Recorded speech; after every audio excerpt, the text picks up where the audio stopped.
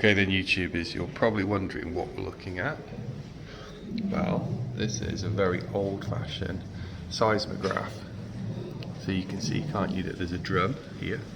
This rotates and there's a little stylus. The stylus will move left and right if there is an earthquake. So obviously places like Japan, places where we're near a tectonic plate, have all these sorts of problems. This one, you see the name there, this one is a nice and old-fashioned complex bit of kit, but in modern times we do it all on computers. So here we've got a seismograph that is running. If we jump on the ground, we should see what happens. Ooh, and there we go. And so we can plot how big the earthquake is and where it's come from. If we triangulate the position, we can find the epicenter, which tells us where we've got the problem. So there you go. So you've just seen how modern an earthquake in the old-fashioned way is detected.